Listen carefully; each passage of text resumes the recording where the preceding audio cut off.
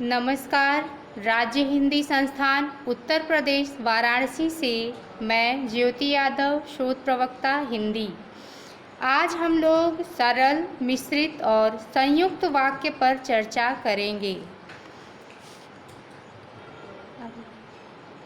आप सभी जानते हैं कि मनुष्य के विचारों को पूर्णता से प्रकट करने वाले पद समूह को वाक्य कहते हैं। वाक्य सार्थक शब्दों का व्यवस्थित रूप है।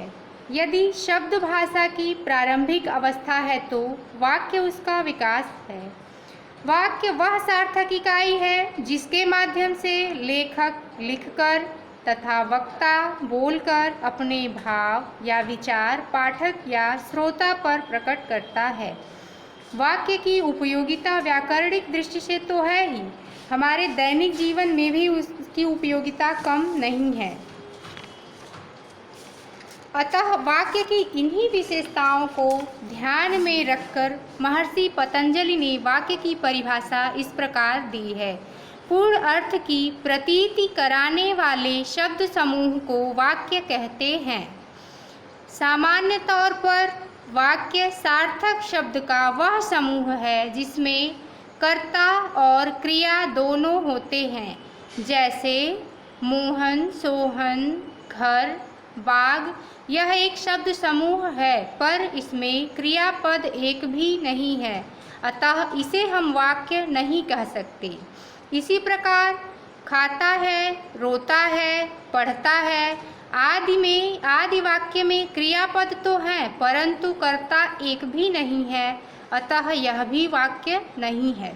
वाक्य उसी शब्द समूह को कहेंगे जिसमें क्रिया अर्थात विधेय और कर्ता अर्थात उद्देश्य दोनों होंगे। जैसे समर्थ विद्यालय जाता है एक वाक्य है। इस वाक्य में समर्थ कर्ता के रूप में और विद्यालय जाता है क्रिया के रूप में है, और यह वाक्य कर्ता और क्रिया दोनों है तथा यह वाक्य पूर्ण अर्थ को भी प्रकट कर रहा है, अतः यह एक वाक्य का उदाहरण हुआ। अभी तक आपने वाक्य के विषय में यह जाना कि वाक्य किसे कहते हैं तथा वाक्य में कौन कौन सी बातें समाहित रहती हैं। अब हम वाक्य के भेदों के बारे में जानेंगे। वाक्यों का वर्गीकरण मुख्यतः दो प्रकार से किया जाता है, अर्थ के आधार पर और रचना के आधार पर। सबसे पहले हम रचना के आधार पर वाक्य के भेदों की चर्चा करेंगे। इसमें रचना के आधार पर वाक्य के तीन भेद हैं: सरल वाक्य, मिश्रित वाक्य, संयुक्त वाक्य। सबसे पहले हम सरल वाक्य के बारे में जानेंगे। जिस वाक्य में एक क्रिया होती है और एक कर्ता होता है उसे सरल वाक्य कहते हैं। इसमें एक उद्देश्य और एक ही विधेय भी होता है, जैसे विद्यार्थी पढ़ता है। वाक्य में विद्यार्थी उद्देश्य अर्थात कर्ता है और पढ़ता है विधेय अर्थात क्रिया है।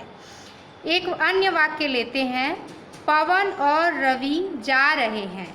एक और वाक्य लेते हैं, गोपाल गाता बजाता है। यहाँ पहले वाक्य में पवन और रवि दो उद्देश्य हैं और दूसरे वाक्य में गाता बजाता दो विधेय हैं।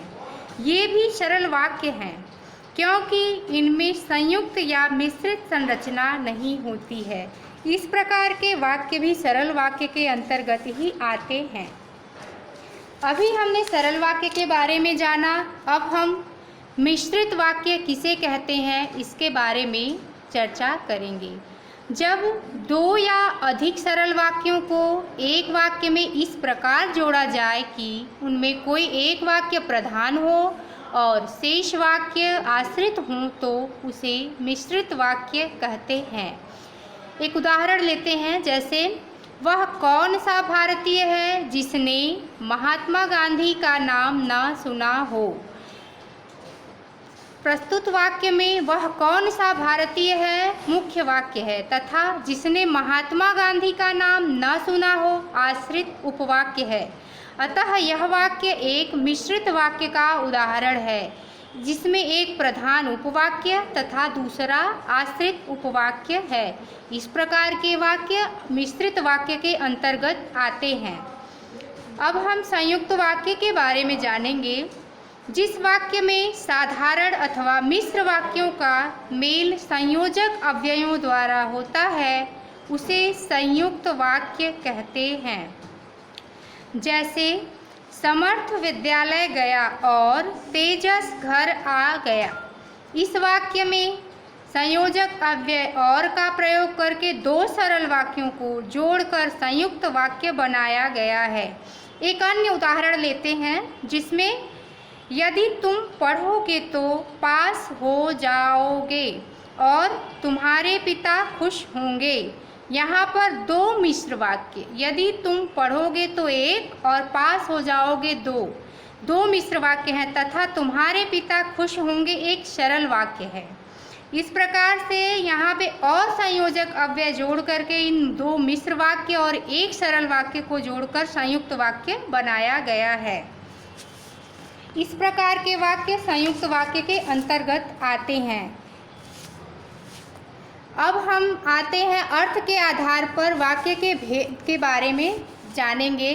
वैसे तो इसमें हमें हमारे पाठ्यक्रम में रचना के आधार पर वाक्य के भेदों को ही जानना है, परंतु अर्थ के आधार पर वाक्य के 8 भेद होते हैं। इच्छावाचक वाक्य, प्रश्नवाचक वाक्य, आज्ञावाचक वाक्य, विधानवाचक वाक्य, विस्मयबोधक वाक्य, संदेहवाचक वाक्य, निषेधवाचक वाक्य, संभावनावाचक वाक्य। ये सभी 8 भेद जो हैं अर्थ के आधार पर वाक्य के होते हैं। धन्यवाद।